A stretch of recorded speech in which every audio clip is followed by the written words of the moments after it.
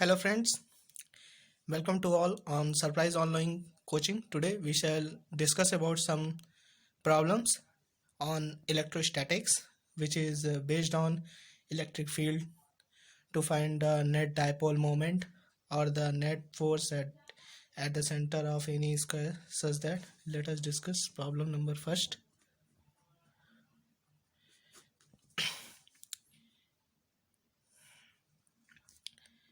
Let's take a square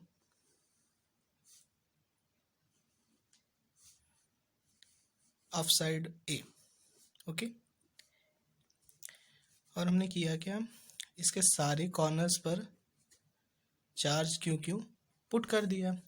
तो हमें find out करना है कि इसके सेंटर पर आखिर कितना इलेक्ट्रिक फील्ड होगा। ओके, इलेक्ट्रिक फील्ड और we can talk about force.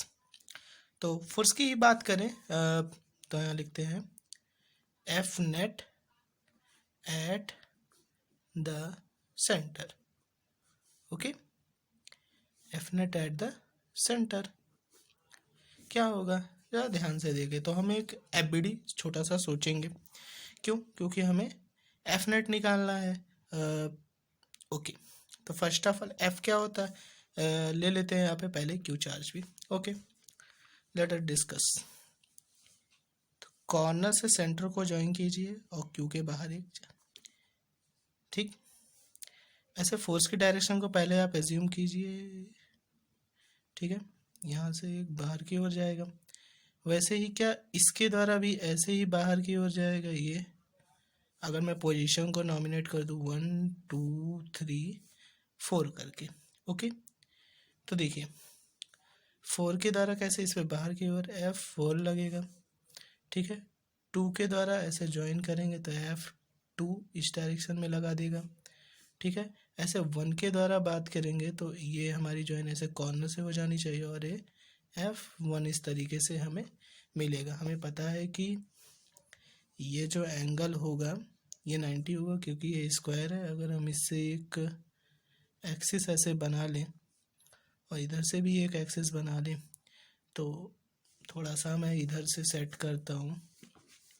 बात यहाँ पे बता दूँ पहले कि ये सारे एंगल 45 होंगे because of the symmetry of square. Okay, so ज़रा सा हम इसका एबीडी बनाते हैं पहले, और उससे पहले एक चीज़ डिस्कस कर लें कि F1 F2 F3 के मैग्नीट्यूड्स के बारे में। हमें पता है कि कूलॉम्स लॉ के द्वारा फोर्स कितना होता है, K Q1 Q2 upon r square. That's a simple.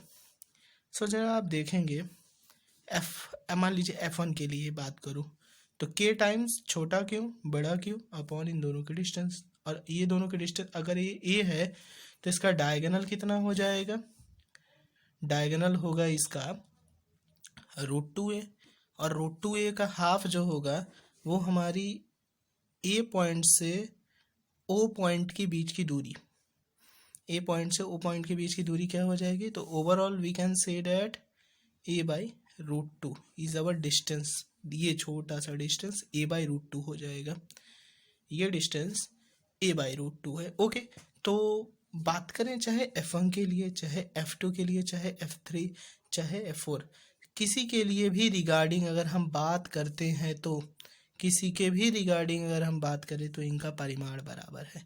That means कि अगर हम ऐसा कुछ लिखें तो इनका परिमाण क्या आया, K छोटा क्यू बड़ा क्यू अपॉन A/√2 का whole square which is equal to 2K small Q Q upon A square. Okay, ये हमारी फोर्स की वैल्यू आई। तो जरा अब हम इसको रिजॉल्व कर दें और जो नेट आता है वो हम सेंटर पे सोच लेंगे। तो हम देखते हैं कैसे क्या है। मतलब देखिए एक फोर्स ऐसे लग रहा है, दूसरा 90 डिग्री टू इट ऐसे लग रहा है। एक हम एक्सिस मान लेते हैं क्योंकि फोर्स रिजोल्यूशन तो आना ही आना चाहिए इस कंडीशन में। ये एक्स एक्सिस मान लो, इसे वाई एक्सिस मान लो, यहाँ से भी एक गया एफ, यहाँ से भी एक गया एफ। ओके, ठीक है। हम करते क्या हैं, किसी का भी रिजल्ट नहीं है, एक्स कंपोनेंट और वाई कंपोनेंट में उसे रिजॉल्व कर लेते हैं। मतलब बात समझिए, अगर एफ रिजल्टेंट निकालना है किसी का भी, आप हमेशा टारगेट करेंगे एक्स एक्सिस के सापेक्ष कंपोनेंटों का स्क्वायर कर दीजिए समेशन करके, और ऐसे वाई का भी कर दीजिए, एफ वाई और एफ एक्स। ओके, ये रूट थोड़ा सा इसे ओके। सो इनके मैग्नीट्यूड्स तो पक्के हो गए, हमने एफ एफ कैलकुलेशन एफ की वैल्यू भी हमने निकाल ली है। ओके, सो अब देखते हैं, अगर माइनस सिमेट्री से बताया भी ये सारे एंगल कितने होंगे, 45 45 45 45। ओके, सो अब क्या करेंगे, पहले सबका क्या करेंगे, सिग्मा एफ एक्स निकालेंगे, सिग्मा एफ एक्स जिसे हम यहाँ पे एफ एक्स टाइप का दिए हैं। तो सबका हॉरिजॉन्टल कंपोनेंट का समेशन, जैसे हमें पता है ये पॉजिटिव एक्स डायरेक्शन है, तो इस डायरेक्शन को पॉजिटिव, जो इसके विपरीत चले वो नेगेटिव ले लेंगे। ओके, सो एफ और ये 45 है 45, तो इसका एफ कॉस 45, एफ कॉस 45। ठीक है, ऐसे इसका भी एफ कॉस 45। ओके, इसका देखिए माइनस एफ कॉस 45 और इसका भी minus F cos 45। Okay, minus F cos 45। तो ये हम देखेंगे ये सब कटा और शून्य है। Okay, like that F I भी कर सकते हैं। अब जैसे एफ है, सबका वर्टिकल कंपोनेंट लें, ये पॉजिटिव डायरेक्शन, इसे हम क्या लेंगे, पॉजिटिव वाई एक्सिस की इस डायरेक्शन को, और ये जो नीचे की ओर जा रही है ये डायरेक्शन वो नेगेटिव हो, नेगेटिव ले लेंगे हम इसे। सो ध्यान दीजिए, इस डायरेक्शन को हम नेगेटिव लेंगे। ओके, सो अब क्या करेंगे, इसका साइन कंपोनेंट, इसका साइन कंपोनेंट ऊपर आ जाएगा, तो एफ साइन 45 एफ साइन 45। ठीक है, इसका हम भी वर्टिकल कंपोनेंट लेंगे इस वाई एक्सिस के डायरेक्शन में, तो इसका vertical component F sine theta, तो एफ साइन थीटा मतलब यहाँ 45 ये भी हो जाएगा ना, अगर ये 90 डिग्री है तो ये भी 45, ये भी 45, तो एफ साइन थीटा।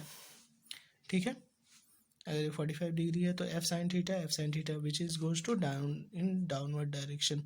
सो ये भी 45 हो गया, माइनस ये भी cos 45 हो गया, तो अपना तो ये 0 आ गया। तो इस फार्मूले के हिसाब से जो रिजल्टेंट एफ निकालने का अपना फार्मूला था वो तो दिखा दिया। क्या दिखा दिया कि इन under root sigma of F X का स्क्वायर होता है plus sigma of F Y का स्क्वायर। ये हम करा करते हैं, सिग्मा एफ एक्स और सिग्मा एफ वाई दोनों की वैल्यू 0 आई, so F is equal to, ठीक है, ये नेट 0 आता है सेंटर पे। ठीक है, इसी दौरान एक और प्रॉब्लम ले लेते हैं, एक और प्रॉब्लम आपको सोचने के लिए दे रहा हूँ, लाइक डैट। अगर मैं, ये प्रॉब्लम 2 है, आप इसे करके देखिएगा। ठीक है, क्यों क्यों क्यों ले लिया जाए, तो अगर सेंटर पे कोई बड़ा क्यू चार्ज रखा है तो एफ नेट, और सेंटर पे रखा है एफ नेट एट क्यू, ठीक है, which is eight the centre. Okay, F net eight Q which is eight the centre, ये हमें निकालना होगा। ओके, आप चेक कर लीजिएगा, मैं नेक्स्ट लेक्चर में डिस्कस कर लूँगा।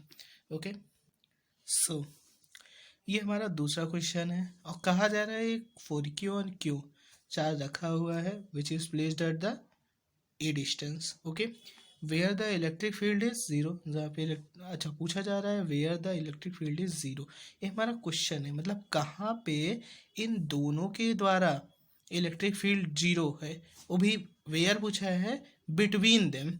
यहाँ पे एक बात मैं ऐड कर देता हूँ, बिटवीन देम मतलब इन दोनों के बीच, मतलब इस डिस्टेंस के बीच में कहाँ पे इलेक्ट्रिक फील्ड 0 हो रही है, ये हमें फाइंड करना है। ठीक है, ओके, थोड़ी सी क्वेश्चन इनकम्प्लीट रह गई थी। ओके, सो अब हम देखते हैं कैसे यहाँ पर नेट इलेक्ट्रिक फील्ड क्या होगी, वो 0 होगी, कहीं बीच में कहाँ पे हो सकती है, that depend on the case. Okay, so इसका मतलब लेट एज्यूम कि मानते हैं किसी पी पॉइंट पर इसका इलेक्ट्रिक फील्ड 0 हो जाएगा, मानते हैं कि क्यू सी इसकी डिस्टेंस x ले लेते हैं, तो ये हो गया a माइनस एक्स। ओके, अब हम कहेंगे कि at point P at point P की बात की जाए तो इलेक्ट्रिक फील्ड ड्यू टू, इसको अगर हम ए माने और बी माने तो due to A plus B should be 0, which implies electric vector A is equal to minus EB, or we can say that A is equal to A. Okay, मतलब A के द्वारा पॉइंट P पर और B के द्वारा point P पर, इन दोनों के द्वारा इलेक्ट्रिक फील्ड की मैग्नीट्यूड सेम होनी चाहिए. ओके, सो अगर उस फिगर से देखा जाए तो इलेक्ट्रिक फील्ड, हमने ये रिजल्ट देखा था पहले, ये देख लेते हैं. Okay, so electric field due to a क्या होगा, तो हमें पता है कि जिस चार्ज के द्वारा वैल्यू निकालनी है वो अपॉन उस बिंदु के बीच की दूरी, तो अब फिगर में देखिएगा ये आएगा. ऐसे ही 4 और यहाँ पे आएगा Q upon A minus X का whole square. So we can solve it. यहाँ से हम पाते हैं ये result Q upon A minus X का होल स्क्वायर. सो यहाँ से अगर हम इसे सिंप्लीफाई करें, तो हम एक वैल्यू पाएंगे. वो क्या होगा कि 2/x is equal to Q upon, देखो अंडर रूट अगर आप हटाएंगे तो प्लस माइनस तो लिखना ही पड़ेगा. ठीक है, अब आप सोच के बताइएगा कि कौन सा रिजल्ट लिया जाएगा. मैंने एक बात बाद में ऐड की थी, वो क्या थी, बिटवीन देम. तो यहाँ से आप ए की वैल्यू फाइंड आउट कीजिए और सोचिए खुद से, अगर मैंने बिटवीन देम मतलब इन दोनों के बीच के बारे में कहा है तो कौन सी ए की वैल्यू करेक्ट होगी. सो सॉल्व इट. वीडियो थोड़ी लंबी हो जाएगी इसलिए मैं यहीं पे रुकता हूँ. Thank you.